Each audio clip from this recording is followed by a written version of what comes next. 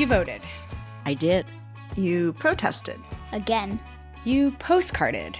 So many Sundays. You posted on social media. Got some likes. And you're still reeling from all the terrible news. Yeah, but what else can I do? I'm Kelly. I'm Lila. And we're going to help you figure that out. Each week, we'll interview people on the front lines of political action about the things they actually did to take action. What got them started, who helped them along the way, and what they do differently if they had it to do all over again.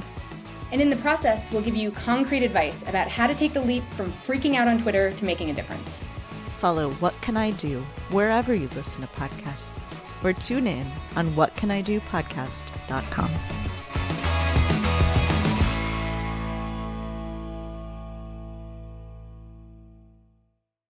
When's the last time you didn't feel enough?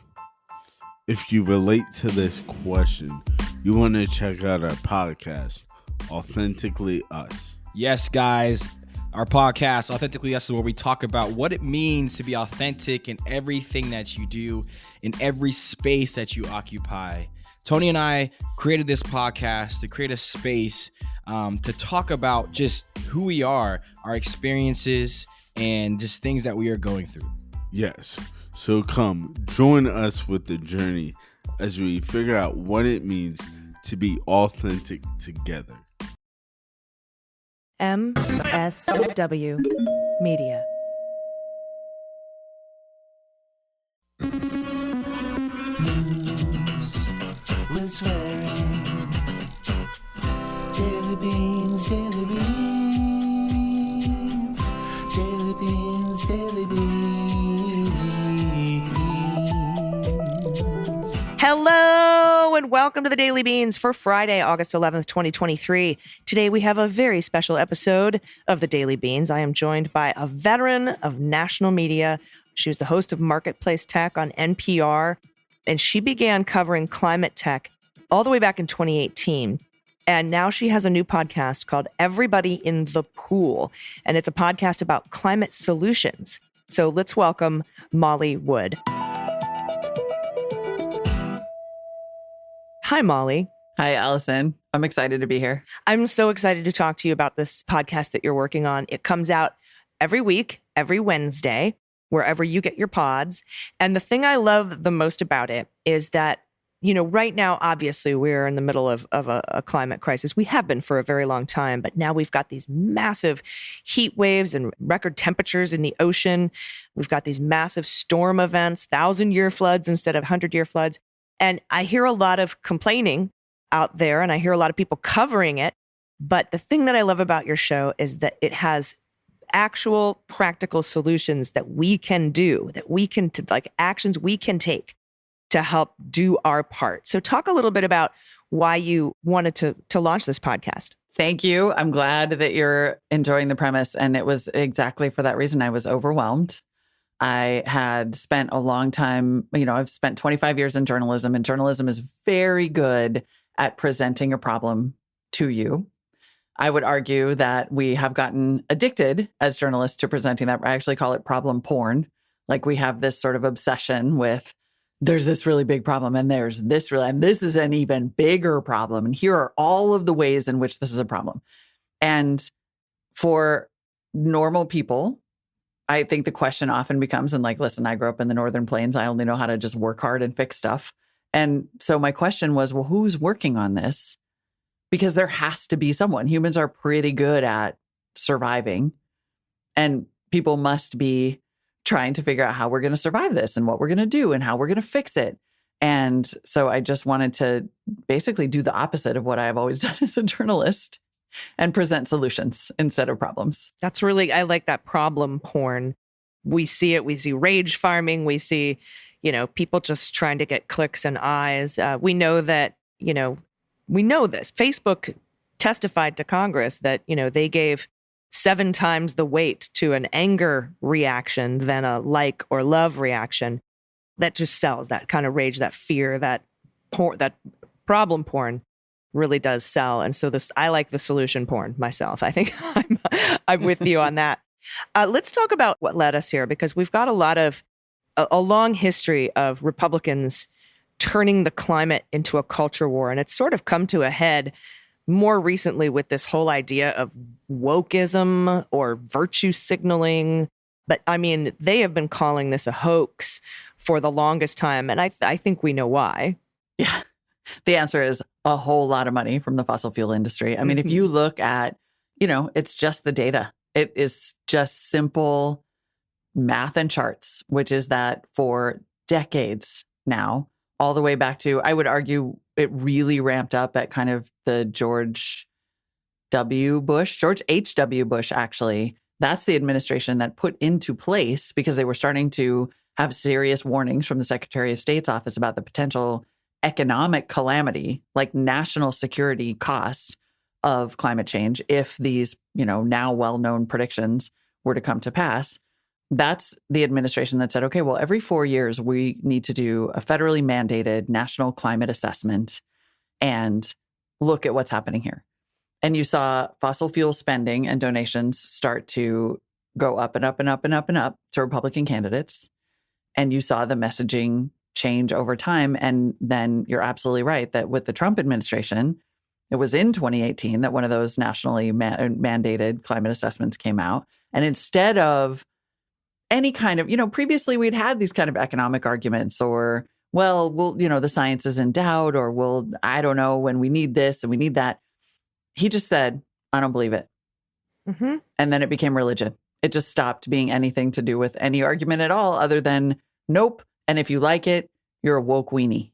Yeah, I think that it took a lot of damage during the Trump administration. They started pulling the use of the word climate change or climate crisis off of all the government websites. You weren't even allowed to use the phrase in any government documents. And the odd thing here is that, going back to, like you said, HW with the every 4 year climate assessment, the military has been very on top of this very early on, recommending, hey, if we don't do something or mitigate something, we might have to move bases in Virginia, Norfolk, Florida, like Jacksonville. They've been talking about this and preparing for it because of science for a very, very long time. Yep. And it was just all stripped. The language was stripped out during the Trump years. And now it's become an actual, like vaccines and masks, it's become politicized. The science has become politicized. And so in the face of that, I mean,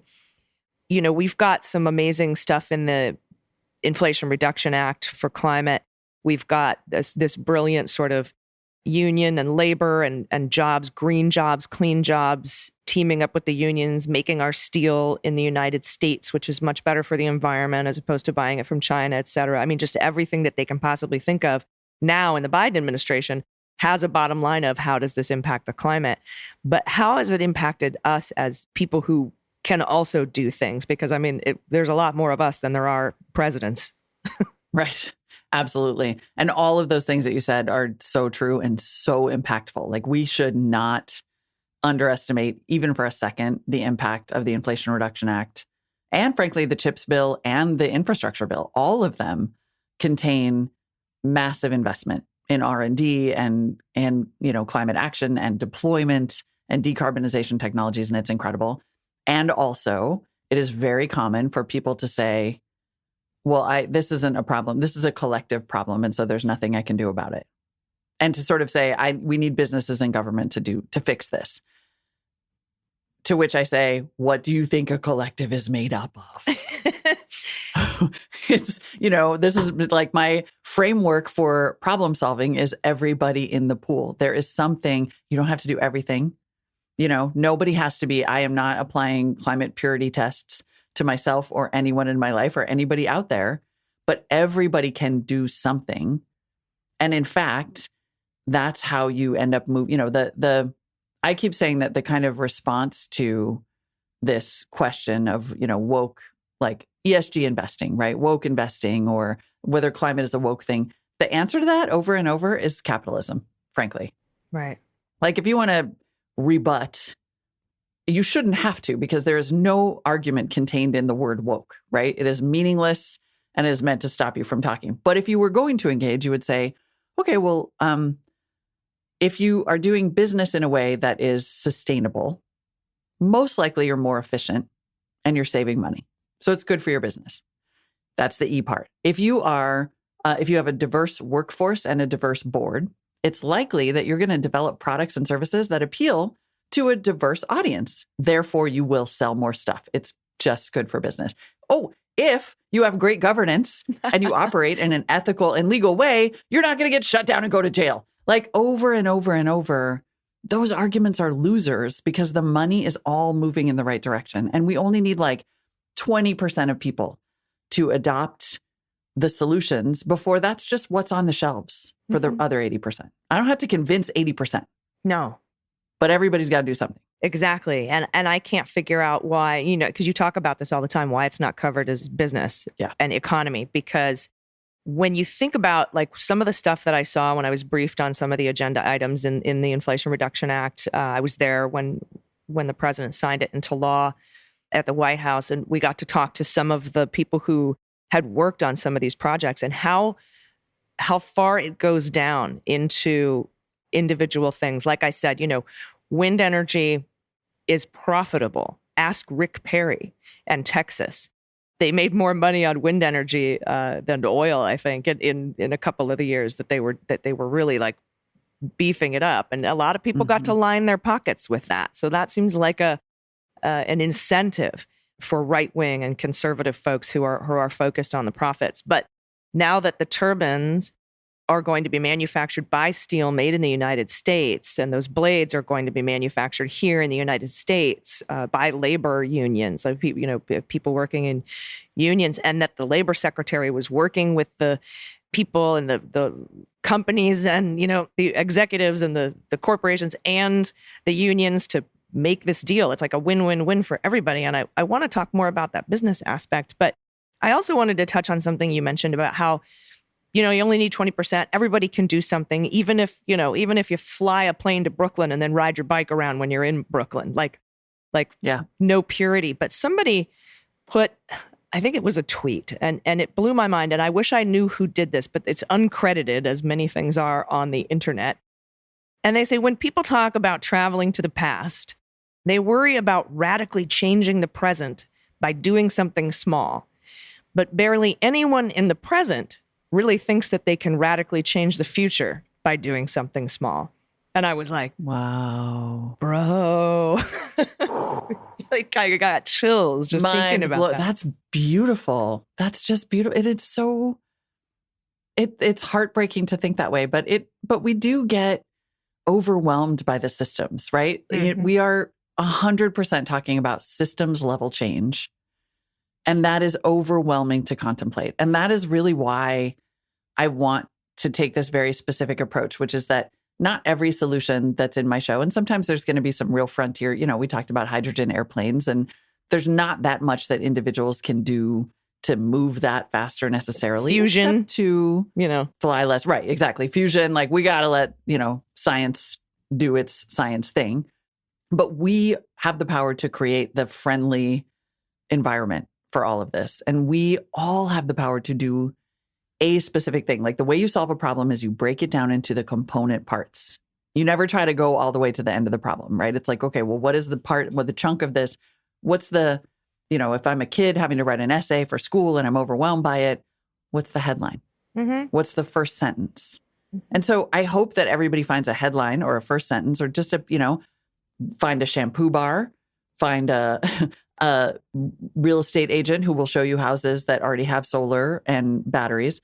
Think about how much you fly and start to put pressure on an airline by taking fewer trips and then letting them know that you're taking fewer trips. Like there's just these sort of small things that I'm not doing everything perfectly, but I'm doing as much as I can whenever I can. And it matters because it's business. It does. Companies pay attention to what people want to buy. It does. And those kinds of decisions can drive the economy. I know here in California, we buy so many cars that we sort of get to set the emission standards for the rest of the country. And that's driven by money. That's the automobile makers like, well, we're not going to sell as many cars to California if we don't, do better on emissions. So we have to do that. So we can drive that. And it's by doing those little things. And I feel like it's also almost like a mental health thing, right? Because if you think of all the problems and you try to like think about how to solve it all at once. It's very, very overwhelming, like you said. And that's what I love about this podcast, about everybody in the pool, is it gives me something I can handle. Like I do this at home. I'm like, all right, 5-minute project, right? Like move this little box of stuff I've been trying to get rid of forever. I'm just going to go through this one box of stuff. Yep. But it helps. It's like when you watch Hoarders, right? You watch that show, they go into the house. It's just an absolute mess in there. It's overwhelming. And that's why a lot of people end up in that situation. And you just have to say, all right, well, I'm going to start at the kitchen sink and just start and just go. And if you break it down, like you said, into those individual parts, it makes it much, much simpler to deal with. I want to talk more about some of the practices and things that you discuss on the show, but I do need to take a quick break. So I want everybody to stick around. We'll be right back.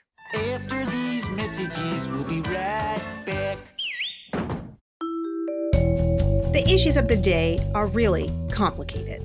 Everybody loves a good hot take, but really understanding an issue takes some digging. I'm Asha Rangappa. I teach national security law at Yale University. I'm a former FBI special agent, and I'm a legal and national security analyst. And I'm Renato Mariotti. I'm a former federal prosecutor, a practicing lawyer, and a legal analyst. And we're here to help you understand topics that can't be boiled down to a soundbite or a tweet. Join us each week as we dig deep into pressing legal topics. Listen to It's Complicated anywhere you get your podcasts, and check out our YouTube channel.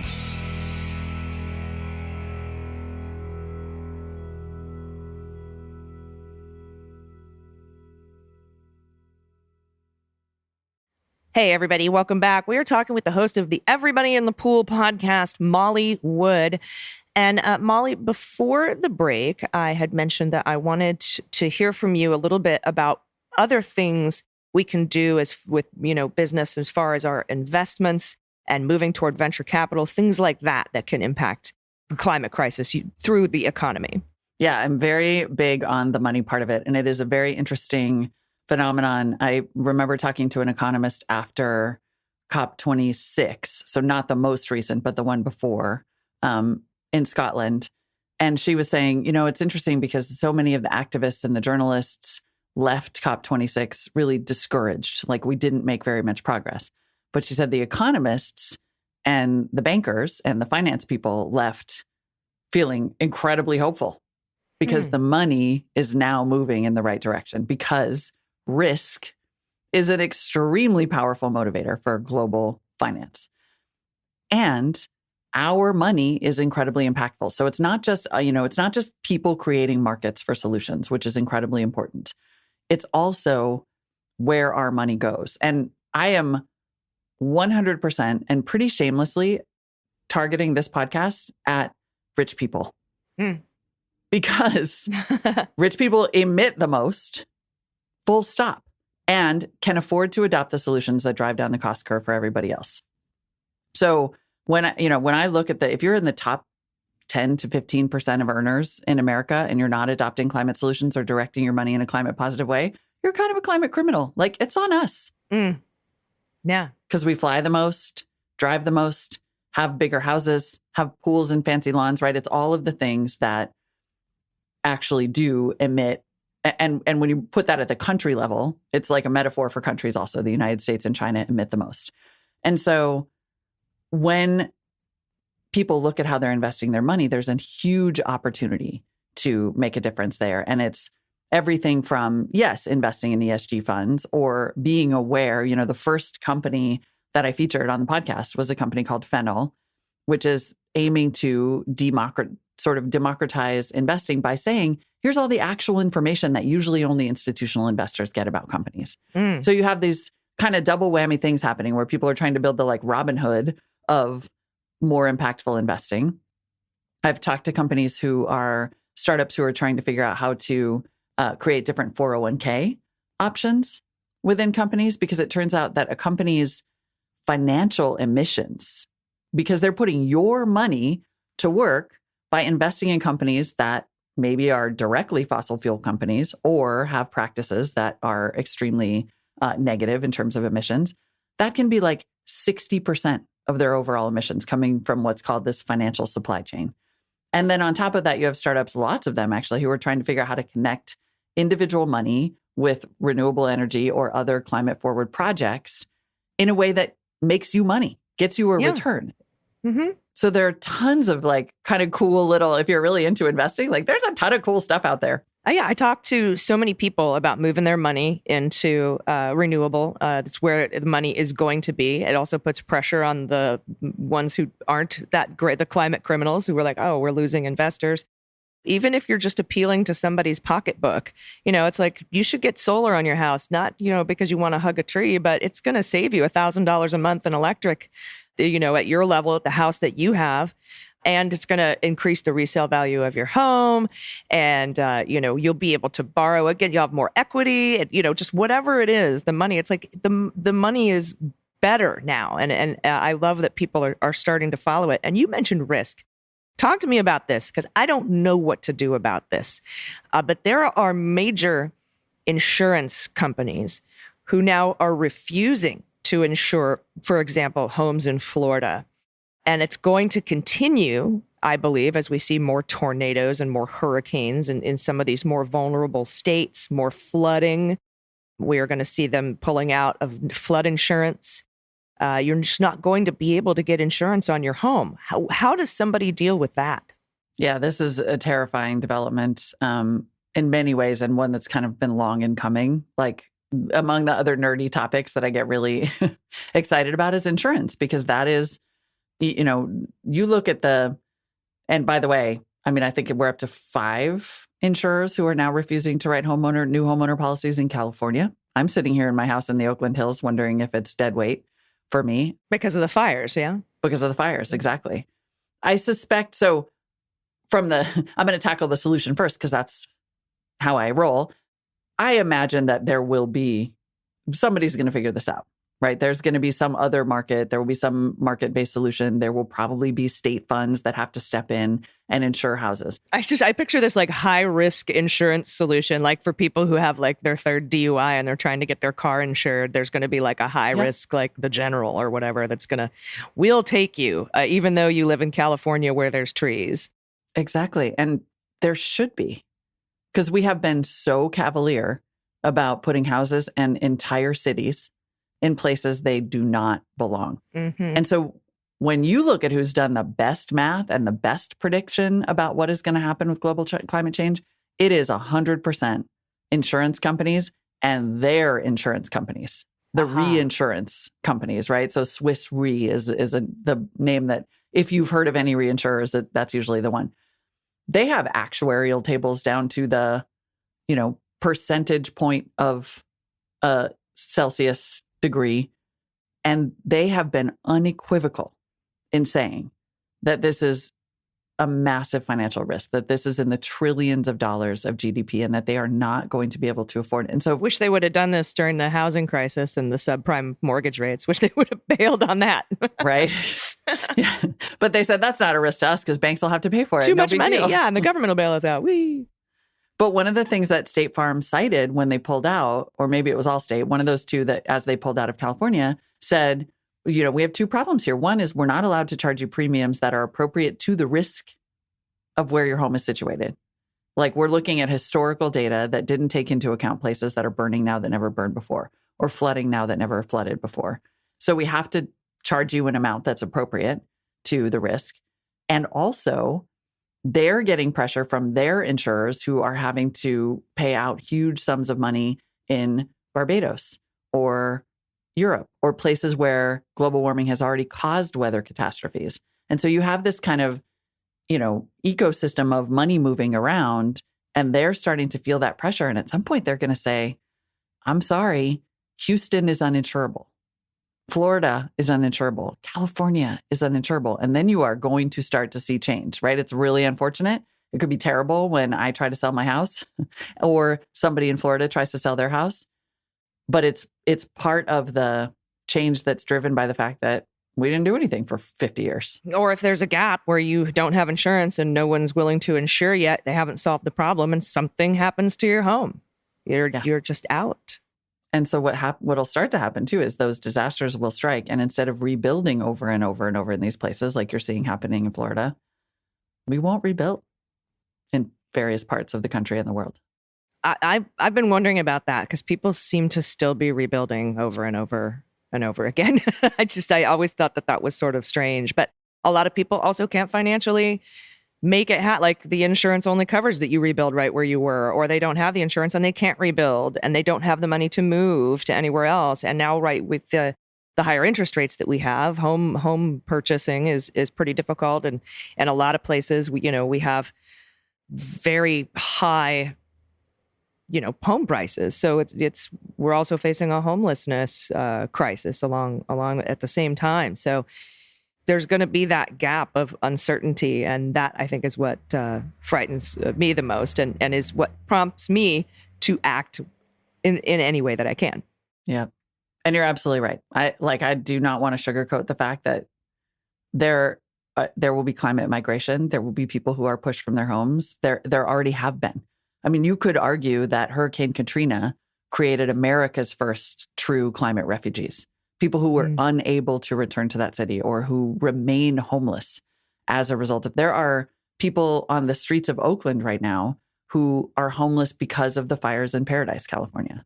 Mm-hmm. And that we do have to prepare for that there might have to be large resettlement funds for places that are destroyed that cannot and should not be rebuilt. And that is all part of that's why I have a 3-part strategy for this, which is vote, invest, and adopt. I was going to say, that's why we have to make sure we vote for the party that will make those funds available and emergency funds available. Because if we have somebody like a Donald Trump in office and we've got climate refugees, he'll just push them into the Rio Grande and there will be nothing for them. He might give them paper towels. Throw paper towels at them. Yeah, you're right. Yeah, he could do that. Yeah. It was so hard vote, to watch. People, vote. So hard to watch. Well, let's pivot to a little good news. Talk about some of these exciting climate tech upstarts that you mentioned in the show. I mean, I just love this job so much because the other part of my job, in addition to creating content, is that I do work as a venture partner. I work in venture capital, trying to find and invest in these companies. And it's the most hopeful job in the world to talk to founders who just are doing everything from, this hasn't aired yet, but I interviewed a woman who has created a company that makes reusable gift wrap based on the idea of furoshiki, which is the Japanese tradition of like using beautiful cloth to tie gifts. And so she has this totally sustainable material and you just, give people this wonderful experience and kids love it. And so it's everything from that to the company that is creating what are effectively like Nespresso pods of hydrogen for airplanes that can easily be retrofitted to take these fuel cells and then emit only water, to 100% nuclear fusion, to companies who are saying, here's a website where you can go and you can find a sustainable alternative to all of the crap that you have in your kitchen. Every single thing you could replace for the same price or less with something that's just better. Yeah. And all sorts of tax rebates and, to take advantage of that. I love that you could help point out. I am super excited about nuclear fusion. I went to nuclear power school for the Navy way back in the 90s for a little while. And we talked a little bit about fusion and we were all just like blown away at the zero enthalpy, zero entropy, like just pure energy and the safety of it when done right. You don't have to deal with neutron radiation and build 6-foot shields made out of steel and water and virgin polyvinyl. But we were all just like jaws on the floor when we learned about the potential of nuclear fusion. So that's one thing I am really looking forward to. I am too. And I think we're really close. Mm-hmm. I mean, I think we get closer. I mean, I know nuclear fusion, and you know this way better than I do, is sort of, it's been permanently 10 years away for a long time. Yeah. But we just had a major breakthrough. We did, exactly. And I think that there are companies who are privately experiencing the same breakthroughs and not talking about them, right? Because a lot of funding now, venture funding and otherwise, has gone into private companies developing fusion. But yeah, like it's so easy for us to talk about how our kids will live in this dystopia and, they'll be uprooted from cities that can't be resettled and they'll be climate refugees. I think there is an equal chance that they could grow up in an energy utopia. I mean, imagine the problems that could be solved with effectively unlimited energy. Yeah. You don't have enough water in California or Colorado, you can desalinate all the water you need, right? The biggest problem with desalination is actually energy. Oh, yeah. It's exactly. just, it goes on takes and so on. much energy. Yeah. Yeah, it's something that's very exciting to think about. Like, you know, we would sit there and we would have conversations about what that impact would have, like the impact of just absolutely, totally unlimited amounts of energy that produce no emissions. And I like to think that way as well. And I'm hoping and I'm glad that like the big companies, because whoever's first to fusion is going to be rich beyond the dreams of avarice. So I know that they're working on it. I know they're working on it hard. I hope it comes sooner rather than later. Me too. And I'm in favor of fission too. I want good old fashioned nuclear. I mean, really, would you rather have nuclear or coal?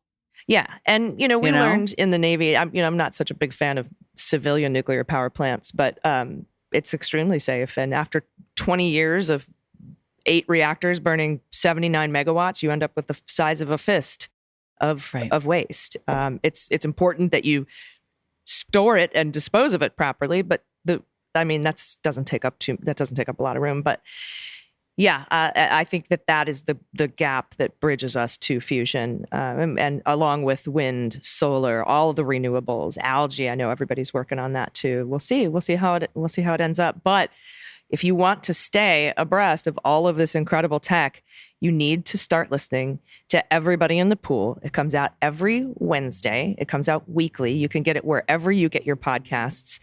Molly, can you tell everyone also where to find and follow you on social media and on the internet? Yes, you can find me kind of still hanging on Twitter. Yeah, me too. At Mollywood.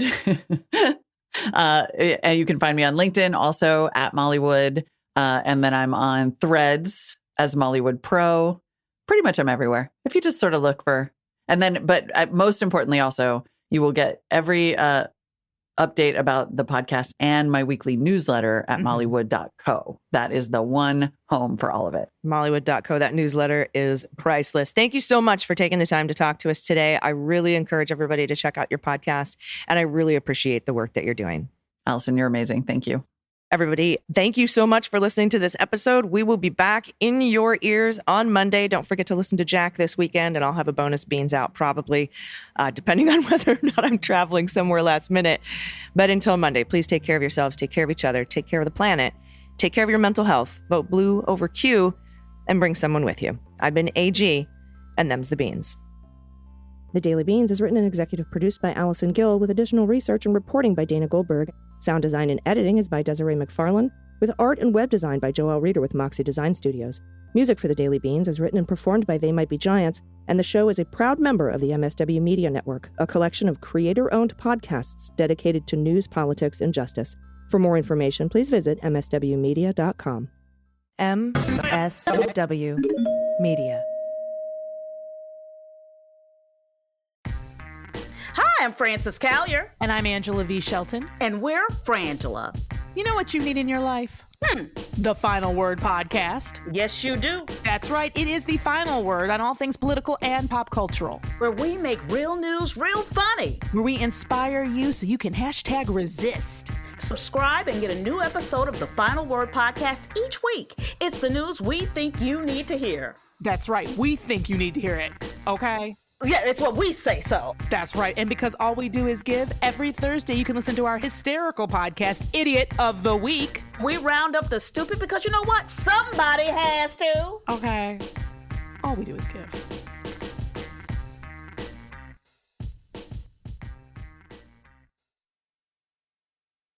Hi, I'm Harry Littman, host of Talking Feds, a roundtable that brings together prominent figures from government law and journalism for a dynamic discussion of the most important topics of the day.